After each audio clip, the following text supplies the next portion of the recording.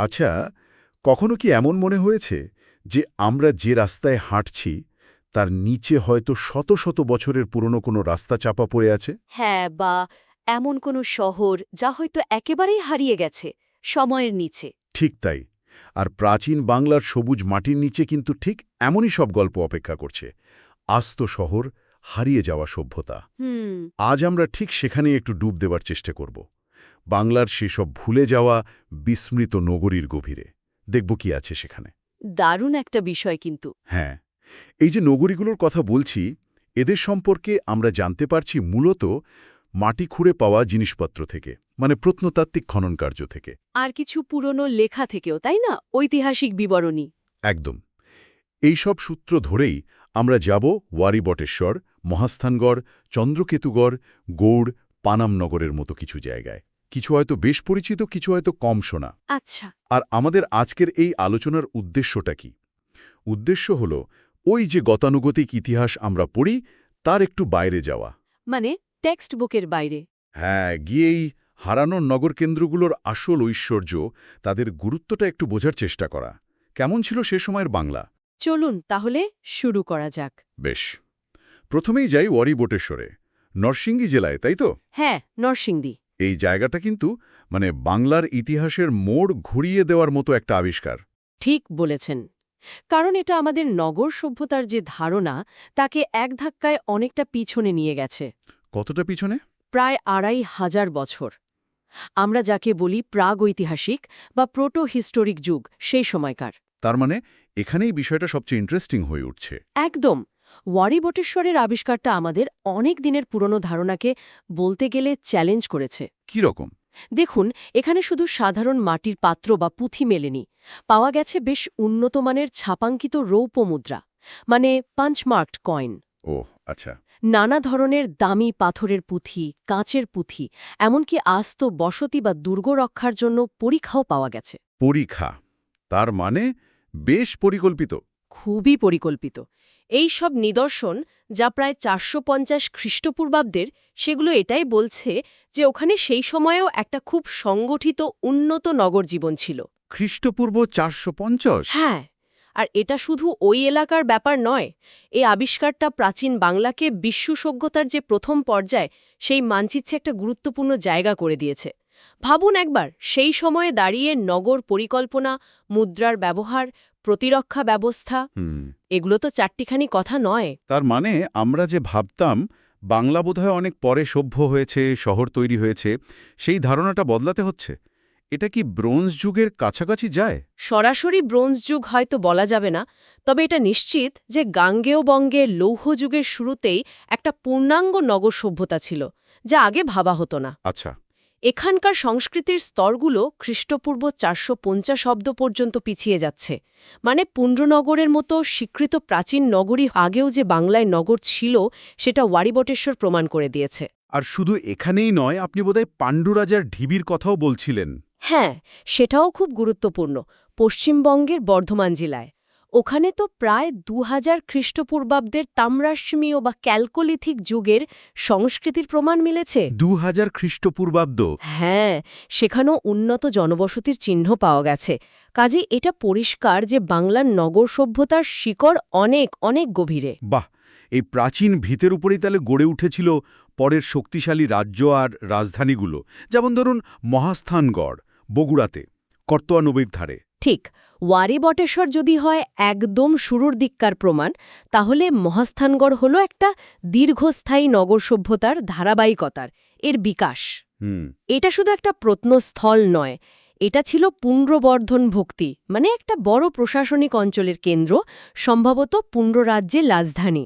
এর ঐতিহাসিক গুরুত্ব তো তাহলে অনেক। অপরিসীম। এখানে বিশাল দুর্গ এলাকা আছে, মন্দির, স্তূপ, বসবাসের বাড়ির ধ্বংসাবশেষ, অনেক কিছু।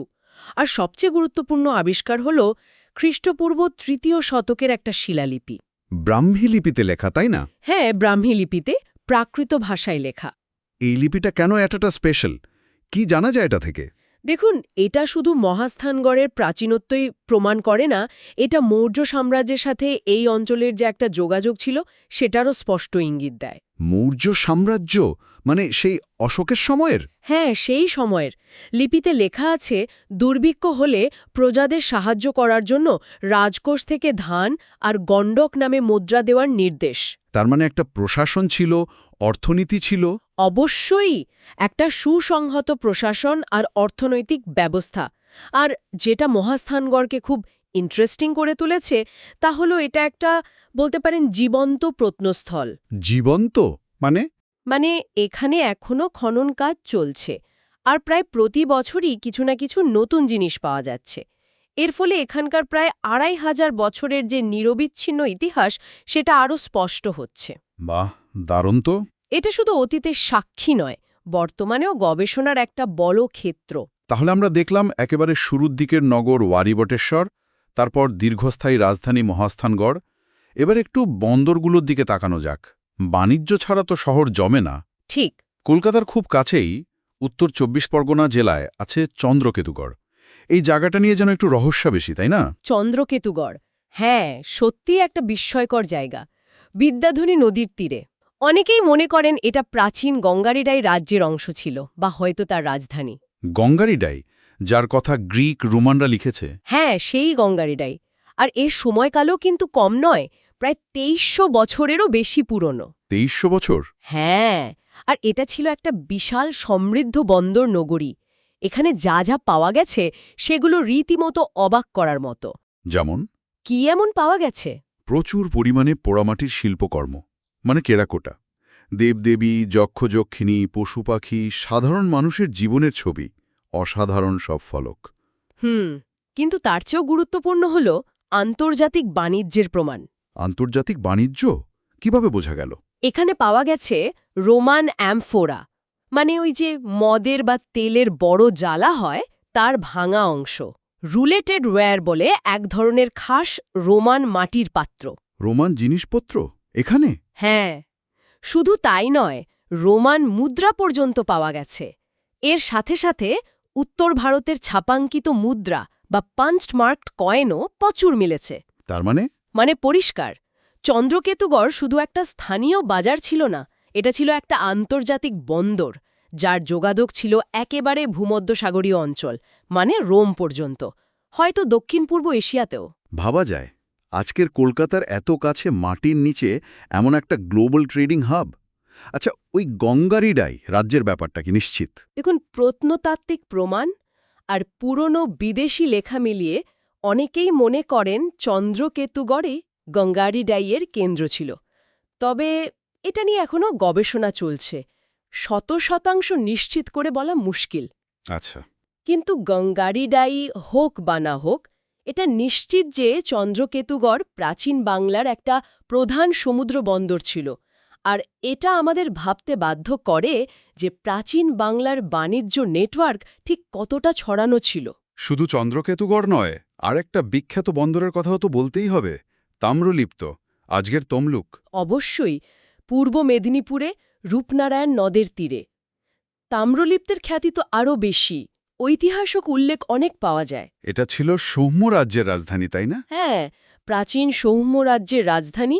আর নামটা নিয়ে একটা কথা আছে যে হয়তো এখানকার তামার খনি থেকে তামা এই বন্দর দিয়ে বাইরে যেত, তাই নাম তাম্রলিপ্ত। ইন্টারেস্টিং। গ্রিক ভূগোলবিদ টলেমি, রোমান লেখক প্লিনি আর চীনের পরিব্রাজক হিউয়েনসাং, এরা সবাই তাম্রলিপ্তের কথা লিখে গেছেন একটা ব্যস্ত সমৃদ্ধ বন্দর হিসেবে। তার মানে এর ইন্টারন্যাশনাল রেপুটেশন ছিল। হ্যাঁ, ব্যাপক। প্রায় ২০০০ বছর ধরে এটা পূর্ব ভারতের অন্যতম প্রধান বন্দর ছিল। এর মাধ্যমে বাংলা তথা ভারতের সাথে শ্রীলঙ্কা, মায়ানমার, ইন্দোনেশিয়া, থাইল্যান্ডের যোগাযোগ ছিল, এমনকি দূরপ্রাচ্য, মধ্যপ্রাচ্যের সাথেও। বাহ! আজকের যে তমলুক শহর, সেটা কিন্তু ওই প্রাচীন নগরীর ধ্বংসাবশেষের ওপরেই দোষে আছে, তাই বড় করে খনন কাজ করাটা খুব কঠিন। ওহ, আচ্ছা। তবুও বিভিন্ন সময়ে মাটি খুঁড়ে মৌর্য যুগের জিনিসপত্র, বৌদ্ধ বিহার বা স্তূপের চিহ্ন, এমনকি রোমান আর গুপ্ত যুগের মুদ্রাও পাওয়া গেছে। একই সময়ে চন্দ্রকেতুগড় আর তাম্রলিপ্তের মতো দুটো বড় বন্দর পাশাপাশি। এটা তো প্রাচীন বাংলার অর্থনীতি আর বাণিজ্য নিয়ে আমাদের ধারণাকে একদম বদলে দেয়। ঠিক তাই। এটা কোনো বিচ্ছিন্ন গ্রামের ছবি নয়, এটা একটা সংগঠিত বিশাল বাণিজ্য নির্ভর অঞ্চলের ছবি। প্রাচীন যুগ থেকে এবার একটু মধ্যযুগে আসা যাক। বাংলা সালতানাতের সময় তখন রাজধানী হিসেবে গৌড় আর পান্ডুয়ার নাম পাই আমরা মালদা জেলায়। হ্যাঁ, গৌড় আর তারও আগে পান্ডুয়া, যাকে হজরত পান্ডুয়া বা ফিরোজবাদও বলা হতো, এগুলো ছিল মধ্যযুগের বাংলার একেবারে ক্ষমতার কেন্দ্র। পাল সেন বংশের পর তো সুলতানরা এলেন। হ্যাঁ, পাল, সেন, তারপর ইলিয়াস শাহী, হোসেন শাহী বংশের সুলতানরা। অষ্টম শতক থেকে শুরু করে ষোড়শ শতক পর্যন্ত এই গৌড় থেকেই বাংলা শাসন করা হয়েছে। সুলতানি আমলে তো গৌড় একটা বিশাল জমজমাট নগরী ছিল। পরে তো ইংরেজরাই ধ্বংসাবশেষ খুঁজে পায়। হ্যাঁ, অষ্টাদশ শতকের শেষে হেনরি ক্রেইটন যখন এর ধ্বংসাবশেষ দেখেন, তখনও এর বিশালত্ব দেখে তিনি অবাক হয়ে গেছিলেন। এখানকার স্থাপত্যগুলো দেখলে বোঝা যায় কী পরিমাণ ঐশ্বর্য আর ক্ষমতা ছিল তখন। কি কি দেখার মতো আছে এখন সেখানে? গৌড়ের সবচেয়ে বিখ্যাত হল বড় সোনা মসজিদ, মানে বারোদুয়ারি মসজিদ। দাখিল দরওয়াজা নামে একটা বিশাল গেট আছে। ফিরোজ মিনার, তাঁতিপাড়া মসজিদ, চিকা মসজিদ, কদম রসুল মসজিদ। কদম রসুল মানে? হ্যাঁ, ওখানে বলা হয় হজরত মোহাম্মদের পায়ের ছাপ রাখা আছে। আর আছে ২২ গজি প্রাচীর নামে বিশাল একটা দুর্গের দেয়াল। দারুণ সব স্থাপত্য। আর এগুলোর বৈশিষ্ট্য হল স্থানীয় ইট আর অসাধারণ টেরাকোটার কাজ, বাংলার নিজস্ব স্থাপত্য রীতি। পান্ডুয়াতেও আদিনা মসজিদের মতো বিশাল স্থাপত্য আছে। এগুলোর পতন হলো কি করে? মূলত নদীর গতিপথ পরিবর্তন আর রাজনৈতিক কারণ। রাজধানী সরে যাওয়ায় শহরগুলো গুরুত্ব হারায়, কিন্তু ধ্বংসাবশেষগুলো আজও দাঁড়িয়ে আছে।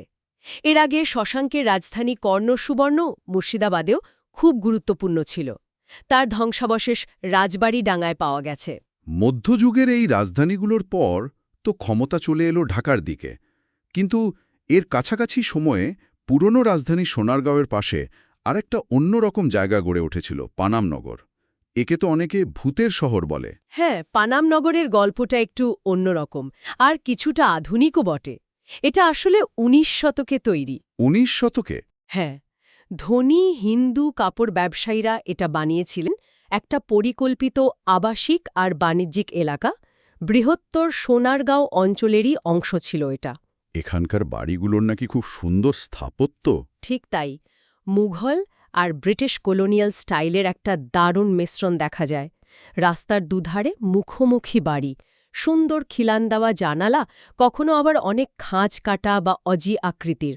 পলেস্তারার ওপর দারুণ সব ফুলের নকশা, লোহার কাজ করা বারান্দা, গ্রিল, আর বাড়ির ভেতরে খোলা উঠোন। বাহ, সে সময়ের বাঙালি ব্যবসায়ীদের রুচি আর ঐশ্বর্যের পরিচয়। একদম। কিন্তু এত সুন্দর একটা জায়গা ভূতের শহর হলো কি করে? এর পতনটা হয়েছে খুব তাড়াতাড়ি আর একটু দুঃখজনকভাবে। দুটো কারণ। প্রথমত, ব্রিটিশরা যখন কলকাতা আর পরে নারায়ণগঞ্জকে বড় বন্দর আর বাণিজ্য কেন্দ্র হিসেবে গড়ে তুলল, তখন পানামের গুরুত্ব একটু কমে গেল। আচ্ছা। ব্যবসায়ীরা ধীরে ধীরে সরতে শুরু করলেন। কিন্তু আসল কারণটা হল ১৯৪৭-এর দেশভাগ আর তার পরেরকার সাম্প্রদায়িক সমস্যা, বিশেষ করে ১৯৬৪ সালের দাঙ্গা। ওহ! সেই সময়ে এখানকার প্রায় সব হিন্দু বাসিন্দা ভারতে চলে যেতে বাধ্য হন। রাতারাতি পুরো এলাকা খালি, পরিত্যক্ত। ইসিলিয়ে একে ভূতের শহর বলে। হ্যাঁ, এই হঠাৎ করে খালি হয়ে যাওয়ার জন্যই এই নামটা চালু হয়ে যায়। তারপর ১৯৬৫ সালে ভারত-পাকিস্তান যুদ্ধের পর তৎকালীন সরকার এই সম্পত্তিগুলোকে শত্রু সম্পত্তি ঘোষণা করে। এখন অবশ্য নাম বদলে অর্পিত সম্পত্তি হয়েছে। তাহলে এখন এর কি অবস্থা? এখন এটা বাংলাদেশ সরকারের প্রত্নতত্ত্ব অধিদপ্তরের অধীনে সংরক্ষিত এলাকা। বাড়িগুলো পুরনো হয়ে গেলেও দাঁড়িয়ে আছে, আর স্থাপত্যগুলো এখনও দেখার মতো। পানামনগর একদিকে যেমন ১৯ শতকের বাঙালি বণিকদের উত্থানের গল্প বলে, তেমনি দেশভাগ, সাম্প্রদায়িক সংঘাতের দুঃখজনক পরিণতি আর ক্ষমতার যে কোনো স্থায়িত্ব নেই, সেটারও যেন একটা নীরব সাক্ষী। ওয়ারি বটেশ্বর থেকে পানামনগর কি অসাধারণ একটা যাত্রা! কত বিচিত্র সব নগর লুকিয়ে আছে বাংলার বুকে। কিন্তু এই যে এত অমূল্য ইতিহাস, এগুলোকে বাঁচিয়ে রাখা বা পুরোপুরি উদ্ধার করা কি খুব সহজ? নিশ্চয়ই অনেক চ্যালেঞ্জ আছে। চ্যালেঞ্জ তো বটেই, অনেক। প্রথমত বহু পুরনো জায়গা, যেমন ধরুন তাম্রলিপ্ত, সেগুলোর উপরেই আজকের শহর বসে আছে। সেখানে চাইলেই তো আর সব ভেঙে খোঁড়াখুড়ি করা যায় না। ঠিক। দ্বিতীয়ত প্রচুর মূল্যবান জিনিসপত্র চুরি হয়ে যায় বা ব্যক্তিগত সংগ্রহে চলে যায়। এটা গবেষণার জন্য একটা বিরাট ক্ষতি। তৃতীয়ত গবেষণার জন্য যে পরিমাণ অর্থ আর প্রশিক্ষিত লোকবল দরকার সেটারও অভাব আছে। এই শহরগুলোর সঠিক বয়স বের করা, কোনটা কতদূর ছড়ানো ছিল, এদের পরস্পরের মধ্যে যোগাযোগ কেমন ছিল, এগুলো জানতে আরও অনেক দিনের অনেক গোছানো গবেষণা দরকার। যেমন ধরুন ওয়ারিবটেশ্বর, মহাস্থানগড়, চন্দ্রকেতুগড়, পাণ্ডুরাজার ঢিবি, এদের মধ্যে কি কোনো লিঙ্ক ছিল? ঠিক, এই প্রশ্নগুলোর উত্তর খোঁজা খুব জরুরি। আর শুধু এগুলোই নয়, বাংলাদেশের ঝিনাইদহের বারোবাজার, যশোরের ভরত ভায়না বা পশ্চিমবঙ্গের নদিয়া জেলার বল্লাল ঢিপি, এমন আরও অনেক জায়গা আছে। বল্লাল ঢিপি? হ্যাঁ, এই বল্লাল ঢিপির মতো জায়গাগুলোয় আবার পরপর অনেকগুলো যুগের স্তর পাওয়া যায়। এগুলো বাংলার ইতিহাসের বিভিন্ন পর্যায়কে বুঝতে সাহায্য করে।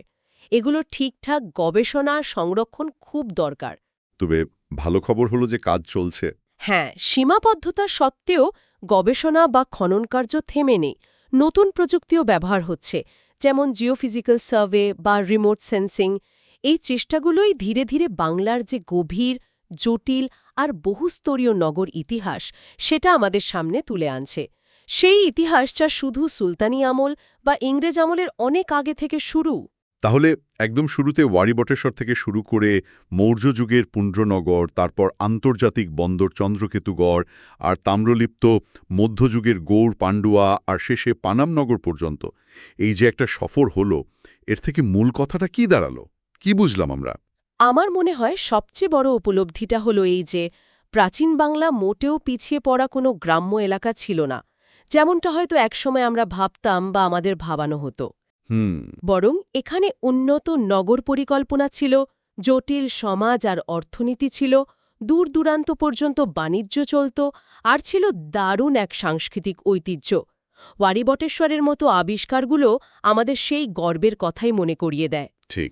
আর সেই কারণেই এই অমূল্য ঐতিহাসিক সম্পদগুলোকে রক্ষা করা, এগুলো নিয়ে আরও জানা আর সেই জ্ঞানটা পরের প্রজন্মের কাছে পৌঁছে দেওয়াটা খুব দরকারি, খুব জরুরি একটা জাতীয় দায়িত্ব। এগুলো তো শুধু ইট পাথরের ঢিবি নয়, এগুলো আমাদের হাজার হাজার বছরের পরিচয়। সত্যি তাই। আর এই যে এত কিছু আমরা জানলাম, এই উৎসগুলো, এই আবিষ্কারগুলো, এগুলো কিন্তু এখানে শেষ নয়। এগুলো যেন একটা ইঙ্গিত দিচ্ছে। মনে হচ্ছে এই যে গঙ্গা, ব্রহ্মপুত্র, মেঘনার বিশাল বদ্বীপ, এখানে হয়তো একসময় আরও অনেক বড়, আপসমে জোড়া হওয়া একটা প্রাচীন অর্থনীতি আর নগর সভ্যতার জাল ছিল। হ্যাঁ, হতেই পারে। কে জানে, বাংলার মাটি হয়তো তার গভীরে আরও কত ওয়ারিবটেশ্বর বা চন্দ্রকেতুগড়ের রহস্য লুকিয়ে রেখেছে। হয়তো ভবিষ্যতের কোনো আবিষ্কার আমাদের নিজেদের ইতিহাসকেই আবার নতুন করে চিনতে শেখাবে। সেই অপেক্ষাতেই না হয় থাকলাম আমরা।